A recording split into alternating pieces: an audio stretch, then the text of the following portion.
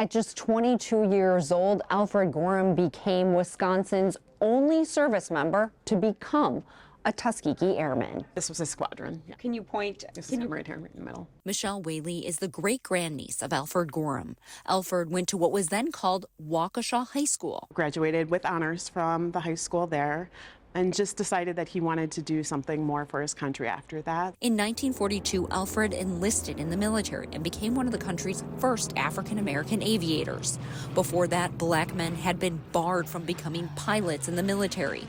He was accepted into the Tuskegee program and was eventually promoted to first lieutenant.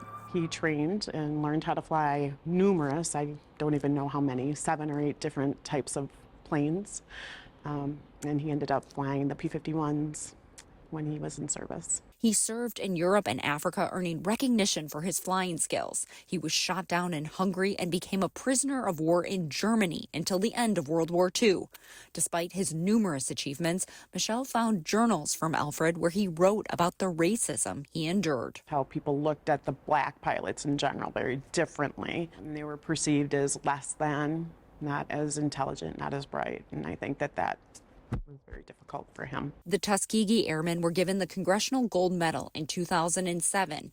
Alfred was given a Purple Heart in 2008, a year before he died. Now the Waukesha County Airport has a display in their museum that honors him. We probably have about 350 or so school kids that come through every year. This museum is one place they stop, and Alfred's story is told every single time. Sharing Alfred's story and his legacy is now Michelle's mission. I think it is important, not just for Alfred, but for all of the Tuskegee. You know, there were about 1,000 pilots that signed up for this, and all of them should be recognized, from the mechanics right on up to the pilots. We need to keep their story going.